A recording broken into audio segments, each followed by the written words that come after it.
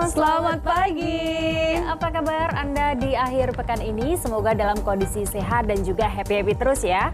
Senang sekali saya Dana Parwita dan juga Regina Valeria ini kembali menemani Anda dalam Liputan 6 Pagi. Iya, tentunya sejumlah informasi aktual tajam terpercaya akan kami hadirkan untuk Anda. Dan langsung saja inilah informasi utama kami di Liputan 6 Pagi hari ini.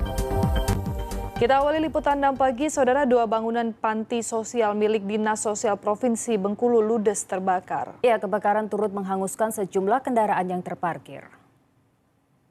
Sebuah kapal terbalik usai dihantam gelombang tinggi di perairan Selat Makassar, Sulawesi Selatan.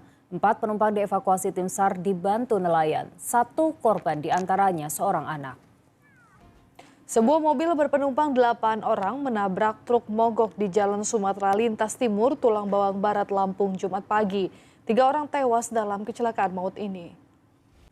Seorang wanita pengendara motor tewas akibat diserempet truk di Ciputat, Tangerang Selatan, Banten, Jumat siang. Saat kejadian, truk yang menyerempet korban kabur. Misteri tewasnya wanita lansia pemilik indekos di Ngawi, Jawa Timur akhirnya terungkap. Korban dibunuh salah seorang penyewa indekos yang merupakan pensiunan tentara. Polisi telah menangkap tersangka di tempat persembunyiannya di Indramayu, Jawa Barat. Kekejaman Zionis Israel di jalur Gaza terus terjadi. Baru-baru ini serangan udara Israel menyasar sebuah sekolah tempat penampungan pengungsi.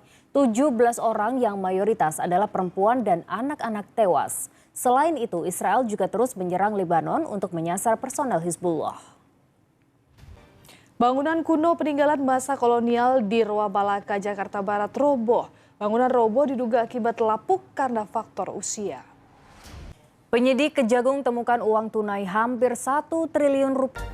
Anda masih bersama kami di Liputan 6 Pagi. Penyidik Jampitsus menangkap mantan pejabat di Mahkamah Agung Zarof Richard dalam kasus dugaan suap penanganan perkara Gregorius Ronald Tandur. Iya, penyidik Jampitsus juga menyita uang tunai senilai hampir 1 triliun rupiah dan logam mulia seberat 51 kg dari rumah Zarof Richard.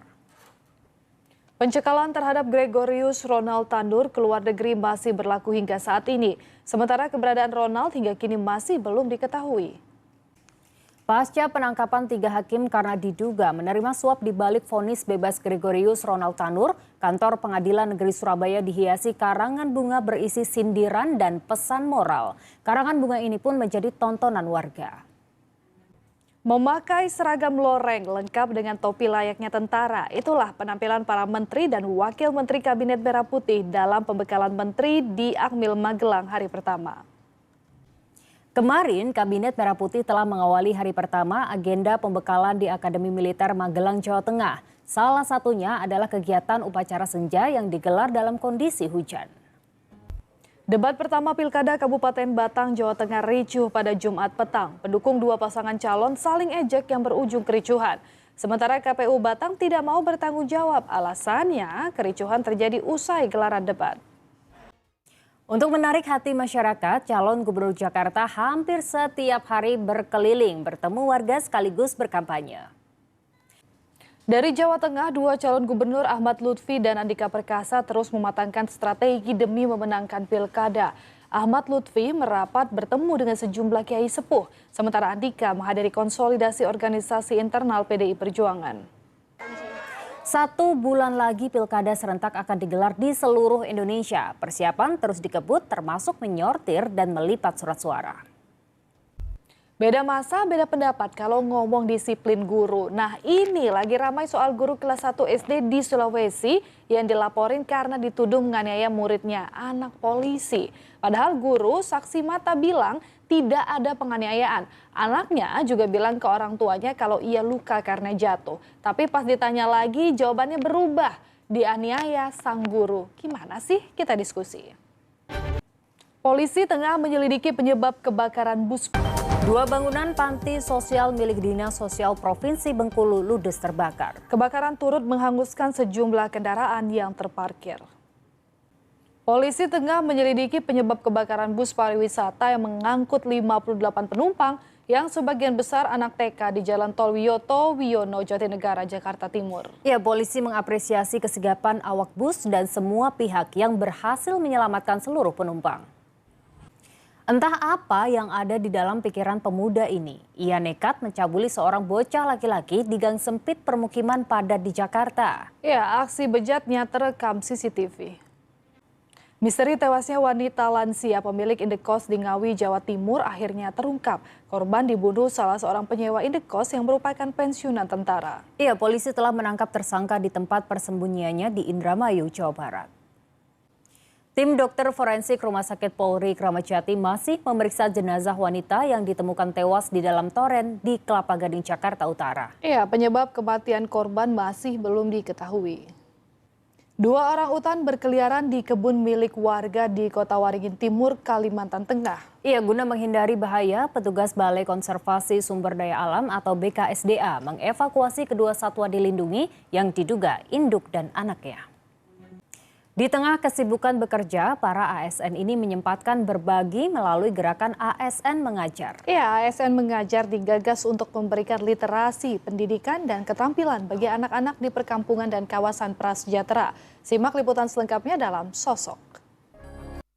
Hari pertama retret di Akmil Magelang, para menteri Manajemen PT Sri Rejeki Isman Tbk atau Sritex mengajukan kasasi ke Mahkamah Agung atas putusan Pengadilan Negeri Niaga Semarang yang menyatakan perusahaan pilot. Iya, Presiden Prabowo Subianto telah memerintahkan 4 kementerian untuk mengkaji sejumlah opsi untuk menyelamatkan Sritex. Memakai seragam loreng lengkap dengan topi layaknya tentara. Ya, itulah penampilan para menteri dan wakil menteri Kabinet Merah Putih dalam pembekalan menteri di Akmil Magelang hari pertama. Kemarin Kabinet Merah Putih telah mengawali hari pertama agenda pembekalan di Akademi Militer Magelang, Jawa Tengah. Iya, salah satunya kegiatan upacara senja yang digelar dalam kondisi hujan. Nah, untuk mengetahui informasi terkini, sudah ada rekan kami Agi Kurniasandi dan Lutfi Taufik di Magelang, Jawa Tengah. Iya, selamat pagi Agi. Apa agenda pembekalan para menteri dan wakil menteri hari ini? Kita nantikan bersama seperti apa jalannya retret hari kedua. Terima kasih Agi Kurniasandi atas laporannya. Kita ke informasi lainnya, Saudara. Indonesia selalu dikenal dengan beragam budaya dan tradisi. Nah, kali ini kami ajak Anda untuk melihat tradisi Kalondolopi atau pelepasan kapal dari darat ke laut khas suku Bima, Nusa Tenggara Barat. Iya, tradisi turun-temurun ini tidak hanya sekedar melepas kapal ke laut, namun juga mengajarkan betapa pentingnya kebersamaan dan kerukunan. Dan demikian liputan pagi untuk hari ini. Saksikan selalu informasi aktual, tajam, terpercaya melalui layar SCTV dan akun YouTube Liputan SCTV. Jangan lupa subscribe. Akhirnya saya Regina Valeria bersama Dana Paramita dan juga rekan-rekan yang bertugas pamit undur diri. Terima kasih atas kebersamaan Anda. Selamat pagi dan salam SCTV.